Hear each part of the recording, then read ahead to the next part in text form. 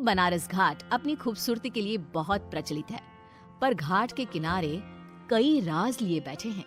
ये कहानी शुरू होती है बनारस के घाट के पास बने ममता निवास से, जहाँ प्रिया लाल जोड़े में ममता के घर उसकी बहू बनकर आती है। आओ आओ बहू, घर को अपने पैरों से पवित्र करो। ममता घर की दहलीज पार कर ही रही होती है कि अचानक एक बहुत गंदी सी बास पूरे घर में फैल जाती है।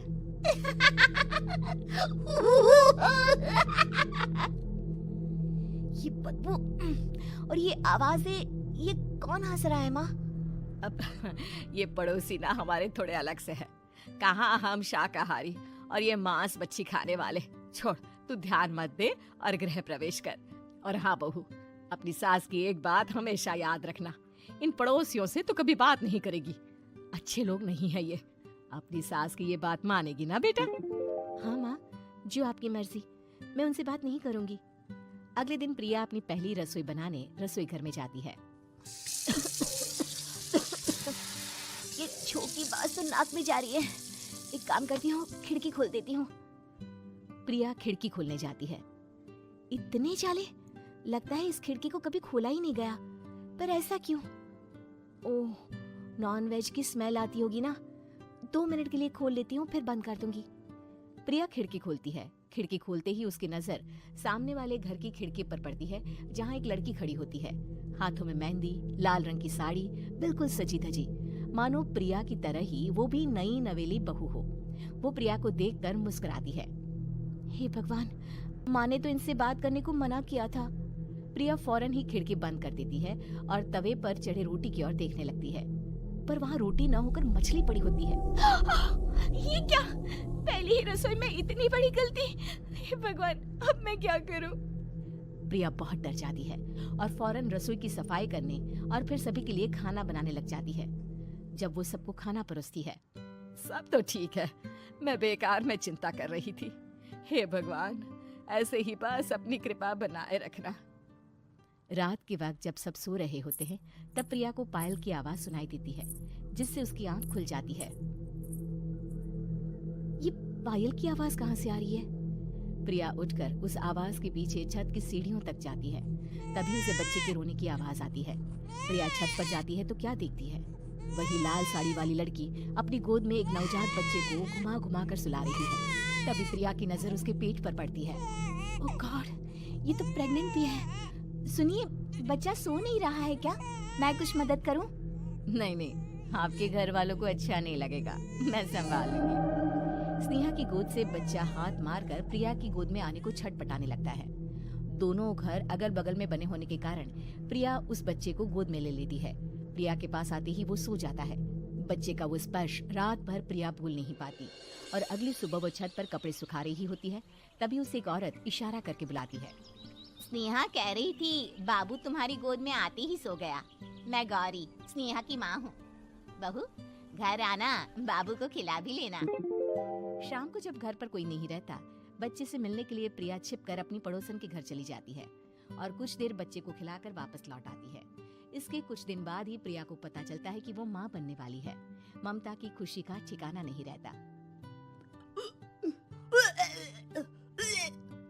माँ जी, पता नहीं क्यों उल्टी आ रही है। प्रिया भागती हुई वॉशरूम में जाती है तो हरे और लाल रंग की उल्टी करती है। उस उल्टी में से कीड़े निकलते हैं। ये क्या? खून और ये कीड़े! माँ! माँ!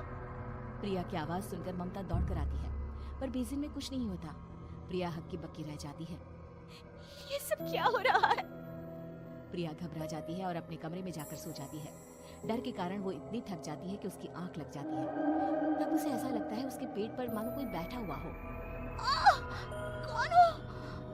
प्रिया के पेट पर एक 5 महीने की बच्ची बैठी हुई थी, जो बुरी तरह जली हुई थी। माँ, तुम ही मुझे लाई ना अपने पेट में? मैं तुम्हारी माँ नहीं हूँ। कौन हो तुम? माँ, देखो मैं जल गई बुरी तरह से। 6 महीने पेट में रहने को भी मुझे नहीं मिला। सहला दो ना माँ। बचाओ! बचाओ! माँ! ममता दौड़कर कमरे में आती है। प्रिया की बातें सुनकर वो सब समझ जाती है। तू कहीं बगल वाले घर में तो नहीं जाकर आई ना बहू? मुझे माफ कर दो, मैं गई थी माँ। उस घर में सब मरे हुए हैं बहू। कई साल पहले स्नेहा उस घर में बहू बनकर आई थी। कुछ ही दिन में वो एक बच्चे को जन्म देने वाली थी। पूरा घर बच्चे के आने की खुशी में खोया था कि एक दिन अचानक उस घर में आग लग गई। सब बुरी तरह जलकर मर गए। गौरी आज भी दादी बनने का इंतजार कर रही है और इसीलिए स्नेहा ने अपना अजन्मा बच्चा तुम्हारी कोख में डाल दिया। ममता ये कह रही होती है कि पीछे से उसके पैरों को एक बच्चा पकड़ लेता है। दादी दादी। माँ, स्नेहा की गोद में यही बच्चा था। ये बच्चा कौन है फिर? तेरी मौत है। तेरी भी दादी। जिस चीज का ममता को डर था वही हो गया। ममता निवास के ऊपर मौत ने चादर बिछा दी थी। प्रिया का पेट ऐसे बढ़ जाता है मानो 9 महीने का हो। 2 हाथ उसके पेट से बाहर निकलते हैं। बहू, संतोष को फोन कर, किसी पंडित जी को बुला बहू। प्रिया का पति भागता हुआ घर आता है। ये तो होना ही था माँ। तेरा बाप तेरे सामने आ गया तो तू सह नहीं पा रही है। स्नेहा घर में आग लगी नहीं थी, माँ ने लगाई थी प्रॉपर्टी की लालच में। और वो बच्चा मेरी पहली पत्नी का बच्चा है, मेरा बेटा, जो कि उस आग की चपेट का शिकार हो गया था। मैंने तुमसे ये सब माँ के कहने पर छुपाया था। मुझे माफ कर दो प्रिया। तुम अगर चाहो तो यहाँ से जा सकती हो। मैं तुम्हें किसी भी बंधन में रखना नहीं चाहता। मेरी शादी हुई है आपसे, मैं आपको छोड़ नहीं सकती, पर उससे पहले हमें स्नेहा, उसकी माँ और बच्चे की आत्मा की शांति करवानी होगी। संतोष और ममता गौरी के घर जाते हैं। अंदर सब कुछ जला हुआ होता है। जमीन पर जली हुई लाशें बिखरी हुई थी। ममता रो रो कर अपनी करने की माफी गौरी से मांगती है। प्रिया स्नेहा के घर वालों का अंतिम संस्कार करवा देती है और ममता निवास फिर से आत्माओं के साए से मुक्त हो जाती है।